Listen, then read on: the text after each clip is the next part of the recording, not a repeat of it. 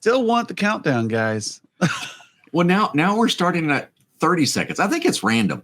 I think it is. Well, no, on mine it says 3 seconds. Ooh, it started. So, I don't know. Interesting. Yeah, it's just messing with us. Yeah. So today we're talking about the value of laziness. Skip and I have been pretty busy the last couple of weeks, and Skip was just ranting about how many tabs he has open on his browser. Yes. And like, I'm sitting here like I've got one monitor down, and I feel like I just don't have time to troubleshoot it right now. Mm-hmm. Just too busy. And so what I'm looking for is the laziness factor. And how do you like leverage laziness? So laziness is one of the 3 great virtues. For those of you who have never like heard me talk about this, laziness, impatience, and hubris. It's in the Camel books. You can see them. Look up the definitions on Google if you want. And laziness is what allows you to do things so well you don't have to do them again, or that you can put minimal effort into them. Mm-hmm. I actually look at laziness as a virtue, but also as a telltale sign. There's some people who work really hard, and they'll keep working, they'll keep working, they'll keep working, and they don't realize they're going in the wrong direction, or they're just busy and they're accomplishing nothing. Yeah. And so there's this laziness attribute of, if I can get this one thing done today, I'll call it a win.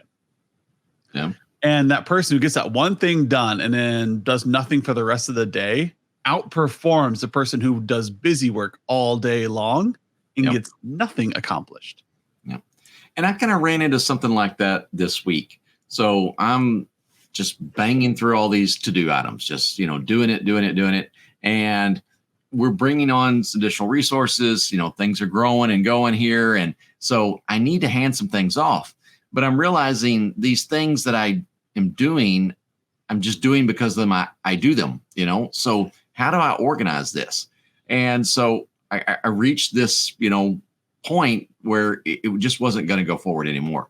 And I had to take some time and just carved out a few hours. It didn't really fit into my schedule, but it was like, no, I've got to do this. I went through and, updated the report so that it made a guideline. I went through and created a playbook in our system. So now we know what the activities are. And I set all this out. And so now I can step back and go, all right, I've got this. And now I can hand this off, and I can take a minute, hopefully, and sit back and be a little bit lazier. And It's not just automation, but it is the ability to get out of this doing mode and focus more on done. What gets done versus that never ending to-do list. Yeah. It's easy to stay busy. It really is, especially for workaholics. Like it's easy to find one more thing to do, to walk through your house and pick up something. Now, a lot of people work from home. You're like, you go upstairs and like, oh, I'll just pick up this room, or I'll just take care of this while I'm here real quick. And then you end up in what I call like, there's a hole in the bucket. Yeah. And the next thing you know, you're cleaning out the 3rd drawer in your garage that has all the 9mm wrenches that you didn't know where they went. And so 10 millimeter. 10 millimeters. Because you started off, you start off just wanting to go to the bathroom. And now it's 2 hours later. You're working hard the whole time. Yeah. There's nothing wrong with that. Like, you're just working hard, right? There's nothing wrong with that. I worked really hard today. Yeah, but did you accomplish anything? That's what really burns on me after a while. I will do so many things, and then I step back and go, all right, what did I get done? Yep. And it nags me in the back of my mind. There's a great, I think the show was Malcolm in the Middle. I never actually watched the show, but there's a great little clip. A couple episodes. Yeah. Of that guy. And he comes in the house and, coming after work, and he flips on the light switch and the light bulb's out. And it's an interesting deal. If you go find the video, there's a YouTube clip on it, and it just goes through all these different things. And so by the end of the clip, he's yanking the engine out of his car, and his wife comes in and goes, hey, the light bulb's out over here. And he explodes and says, what do you think I'm doing? He's trying to fix this. And we end up in that. It creates a lot of frustration because we're working so hard, and someone comes up and goes, hey, what about this? And they're like, do you not see the massive, items that I'm all tackling? And the reason is that doesn't matter. It's what gets done. Yep. And this is your client's perspective. Your clients don't see all the mountain of things that you're doing. But we want to show them all the mountain of things. We want to show them, and you shouldn't. You shouldn't show them the mountain of things that you're doing because they don't care. All right. There's a few items that need to get done. That's important to them. And as long as we do those, they don't really care if it took you 1,000 to-dos or 5 to-dos to get that done. As long as what they needed done gets done, they're happy. Yep. So technology just makes it worse because there's so many little things that we can always be doing, but we've got to manage this. So yeah, the ways I give people tips on how to be more lazy. Like tip number 1, forced vacations.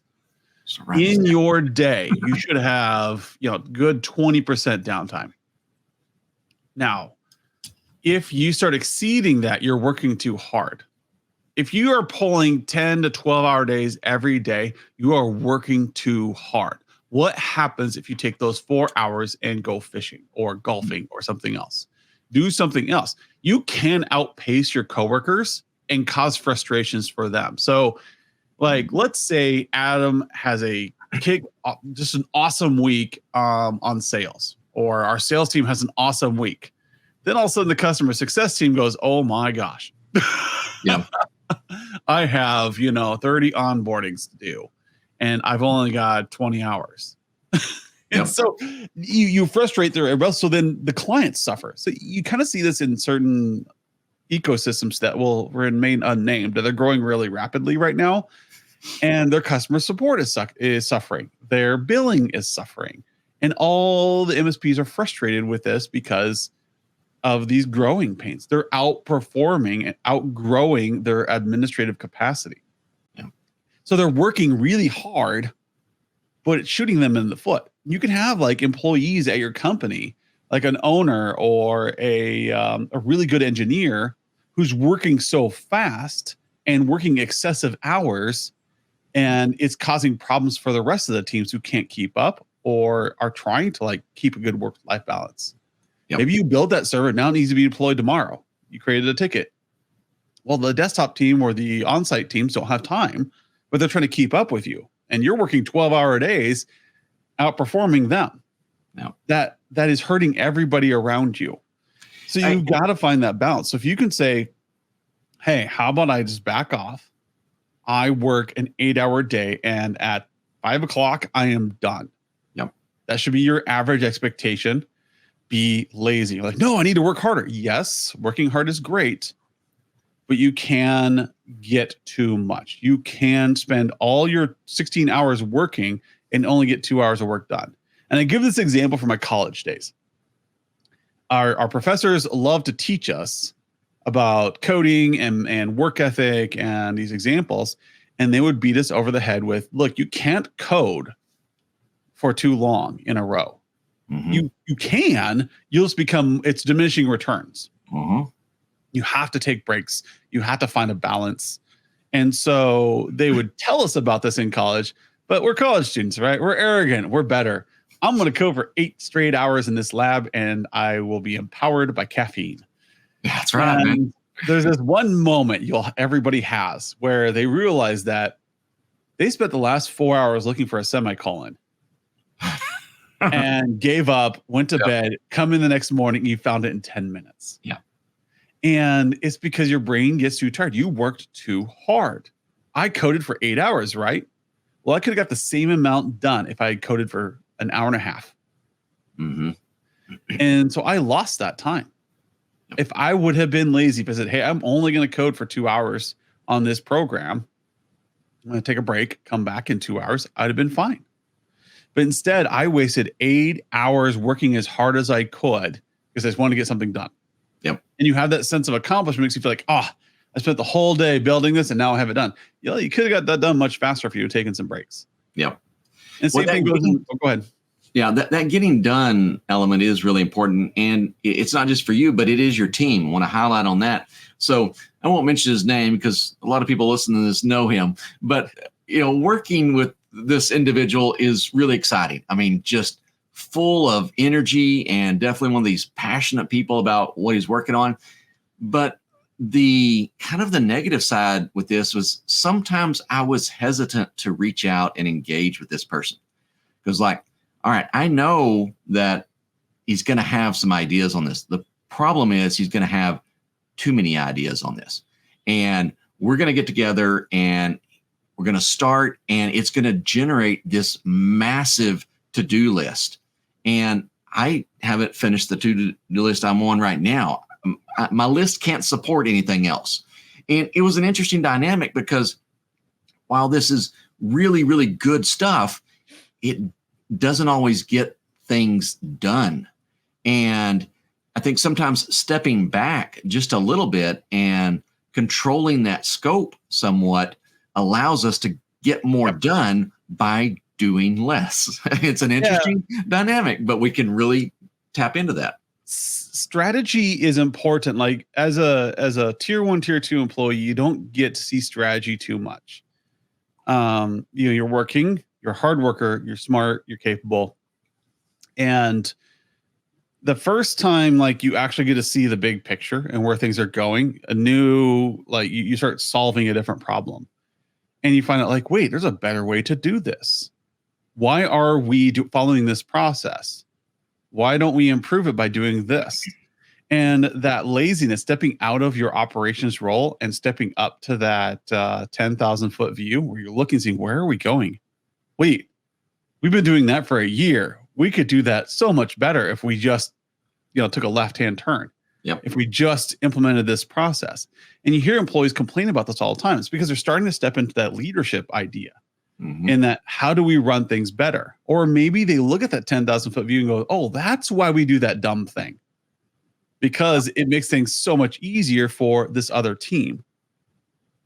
It makes things harder for me, but that's strategy. That's laziness. You got to take that downtime to see where you're going, especially if you're running your MSP, if you're running your company, or you're in any kind of leadership role in your business. You have to take that downtime. Golf. Mm-hmm. Sit down and just play a game of golf. I firmly believe this is why a lot of people golf, is because it gives them that time where they're not focused on thinking about anything and their brains relax and they come up with really good ideas. Yeah. I get those kind of ideas when I'm out in the mountains, like camping, or fishing. You sitting out there and like, oh, that's why I'm not doing this. Some of my best ideas have happened when I was just absolutely doing nothing. And so that lazy time, your brain is still working. You have a powerful engine up in your head, but you have to give it room to breathe and think about other things. Mm-hmm. And that's what laziness does for you. Also, how can I be more lazy? I really want to have a Mai Tai on the beach this summer. Okay, how do I get there? Goals. What do I need to implement in the business to get to that position? How do I make it so Adam Walter has less work to do? How do I become more lazy? And those are goals. And the reason why it's good for a leader to think of those goals is because you should be delegating. If you are working all the time and you're the only way things get done, you need to be more lazy. You need to let other people succeed and other people take over things. Well, let me comment on that right there. So if you're working really, really hard and you want to get more done, is your current plan right now to work even harder, to work on even more things? How's that going to work out? I mean, and I think a lot of, especially business owners, are working really, really hard, and we have to do that. That's fine. But we do need to come back every so often and go, all right, can I sustain this? Maybe these bursts, they happen. All right. We're kind of in a burst cycle right now, and that's okay. All right. And as long as we have a plan to not be in this burst cycle, all right, we got some way that, we're going to mitigate all of this and get lazier, then that's okay. But if your idea is, I'm working really hard, I need to grow the business, I'm working 10-hour days, in 2024, I'm going to start working 12-hour days. All right. That's not gonna get you where you want to go. Correct. If you're working 10-hour days, you need to be thinking, all right, in 2024, I need to grow this business. We need to be more profitable, and I need to work 8-hour days. how are you going to get there? Yep. And that is where strategy comes in. But you have to have that goal ahead of time. We've been talking a lot of in our community updates lately about planning out your 2024, having the roadmap created now so that you can just follow it next year. Setting a goal, like what does the success of 2024 look like for you? So if you're an MSP right now, or if you're an engineer or an account manager, set in your mind, if this time next year you're sitting down and you're thinking, what was my goal for 2023? Did I accomplish that one goal? And what is that goal going to look like for 2024? Sitting in your chair now, what would you like to say you have had done this past year? Yeah. If it's like, I wanted to grow by 20%, whatever it is. So you can sit in your chair right before Christmas and say, oh, that was nice. Yeah. Yeah. And, or you can spend your whole year working really hard and get to the end of the year and think, what did I accomplish? And you have to think really hard. Like, well, I worked really hard this year. Yeah. But if you start your year in January 1, say, I'm going to accomplish 20% growth by December of 2024. And you get to 2020, end of 20. So throughout the year, you're thinking 20% growth, 20% growth, 20% growth. You're meeting with clients thinking 20% growth, 20% growth, 20% growth. You're getting busy in your day. You have 1,000 tabs open. You're thinking 20% growth. And by the end of the year, you're like, hey, I made it. And it keeps you on that path. So you can still work hard, but do it within a capacity or within a guideline that's going to aim for success. Yep. And I warn people about this a lot is if you aim at nothing, you will always hit it. And the problem with hitting nothing is that there's a lot of it. That's true. Yeah. It's Douglas Adams. Space is big. It's really big, unfathomably huge. You just won't believe how mind-bogglingly big it is. The nothing can absorb your entire day, and you can be like, oh, I'm exhausted. That was a busy day. Yeah, because you tried to do everything. Everything. Yeah. You should focus on what are you trying to do. So if you look at our software is very focused. Our software is focused on how do we make client conversations better? That's what we do. People are like, well, can you help us with asset management? Nope. We make client conversations better. Yep. Well, I want to talk about warranties. Nope. We want to make client conversations better. And so we keep saying no to things so that my day is pretty lazy because I'm not trying to do everything. I'm trying to do a couple things really well that we are focused on.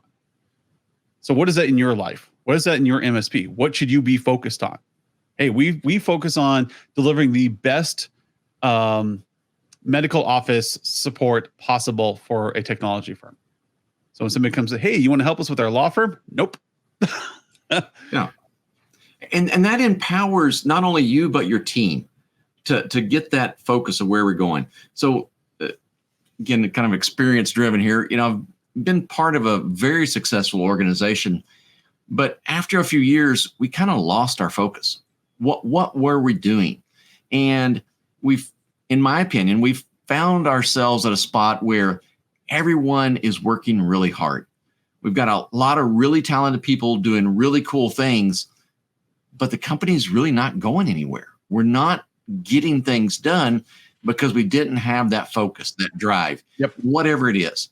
And without that, you really are going to, you're going to suffer. You're just going to be pushed along by whatever comes up that day, whatever's on fire, whatever shows up in your inbox. And that's not how you want to drive your business. That's not how you want to drive your personal life. You've got to focus and drive towards your goals. It's easy to get distracted without that focus. That vision, that mission is what keeps you focused. What are you doing this year? What is your ultimate goal? What are you doing this week? What are you doing today? You can set this one goal for today. Be lazy. Just get one thing done today. Mm-hmm. Tomorrow, get one thing done. By the end of the week, you'll have 5 things done. That's kind of the Atomic Habits. If you want to read a good book, read Atomic Habits. Just do little tiny changes that incrementally over time make big results. Because you're focused now. Maybe you've never been focused in your life. Maybe you've always just worked really hard day to day. And you got to the end of your day and you have this to-do list and you might have checked off 5 things off the to-do list, but were they 5 meaningful things? Or did you add 20 more things while you were doing the 5 that you did get done? The to-do list, it burns. Yep. You know, that's from one of our favorite books. You know, the Baba verse, if you haven't read it. Yep. Anyways, he has a guy with an infinite time, and his to-do list just never goes away. Well, if you would focus, it would. Yep. And so that's what we want to get to, guys. The value of laziness is the ability to focus, the ability to get stuff done, and to feel good about it. Not because you are lazy for the sake of being lazy. Maybe sometimes that's a good goal. But because laziness allows you to do things so well and get them done early so you can have more free time. Yep. And so you don't have to do them again. And so you don't get busy with 1,000 things, that you are focused, hyper-focused on this one thing that's going to make your life, your family, your business better. And that's what that laziness does for you. So get focused this year.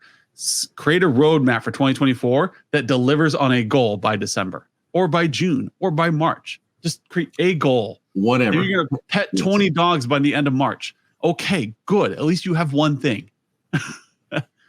Whatever it is, get it going so that you can feel accomplished rather than just tired all the time from being exhausted and working. Yep. Pick a goal and be lazy. Pick a goal and be lazy. All right. We'll see everyone next week. See ya.